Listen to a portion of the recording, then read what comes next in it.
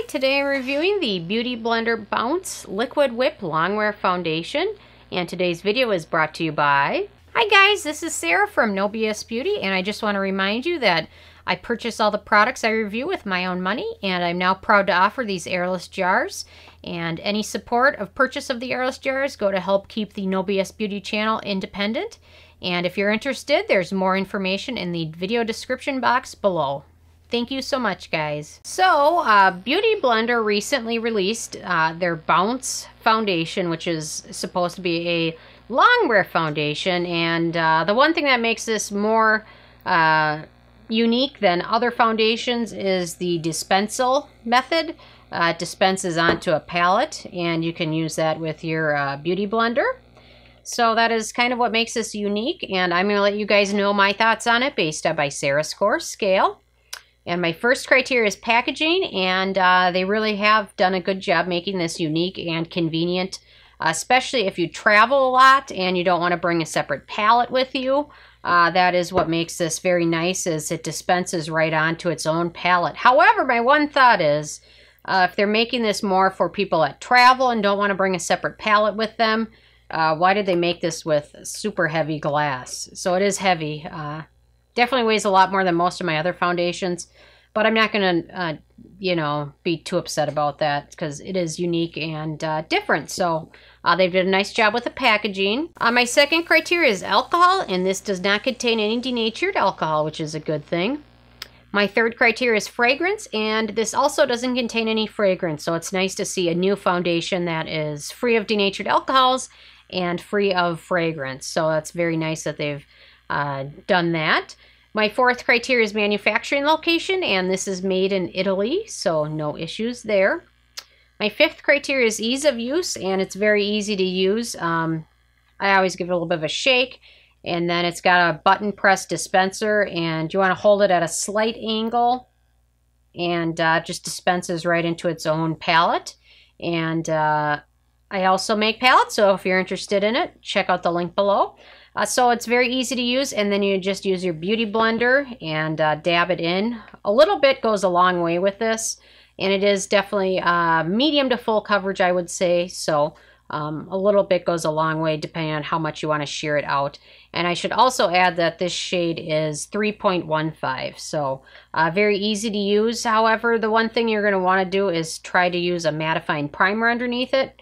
And definitely you're going to want to use a setting powder. As I was reading some of the reviews online, one of the customers said this finishes to wet as paint, which is very true. It doesn't ever really set.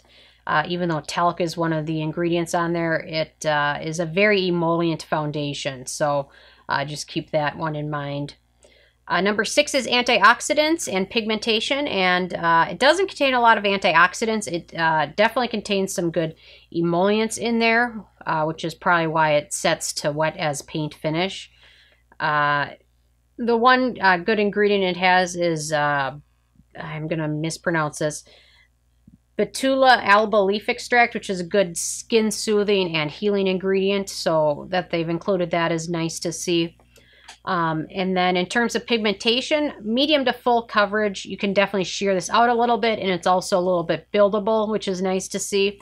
The one thing that I've had some issues with is reading it, and it is a little bit confusing to find your right color match.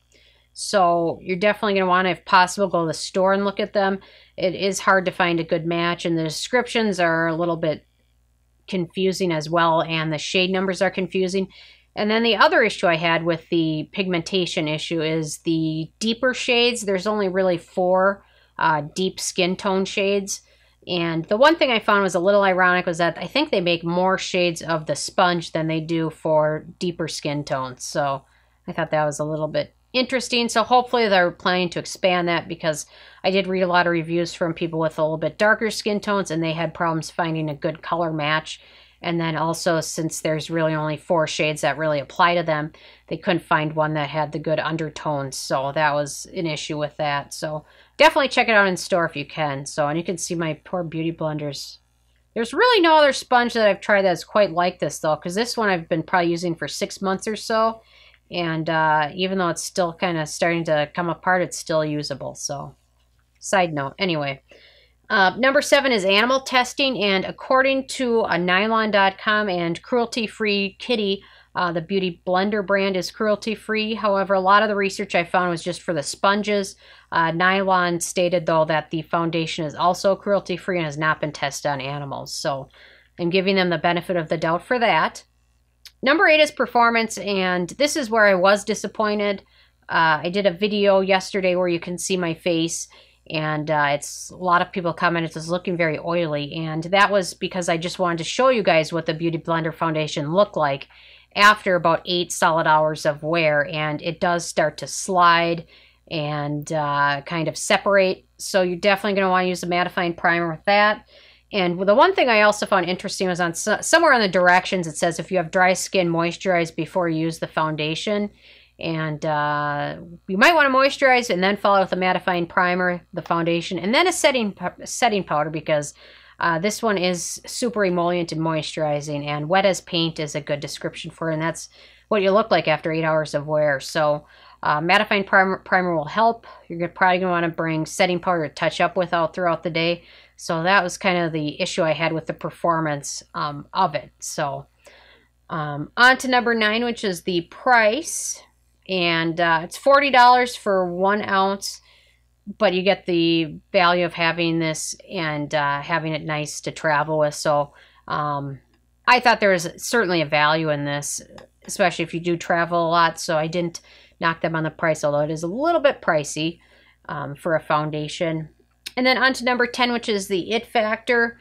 And the one thing I wish they wouldn't describe this and call this the Liquid Whip Longwear Foundation, because longwear is not a good descriptor for it, because you can wear it for a long time as long as you bring a setting powder and use a mattifying primer with it. It's really not longwear in terms of other foundations I've tried where after 8 hours it didn't leave you looking like the foundation was starting to separate or leave you looking greasy or wet, as a reviewer described it looking wet, and that's a good assessment of it. So I didn't give it the thumb up for the It Factor, but had it actually been a longwear foundation, I probably would have.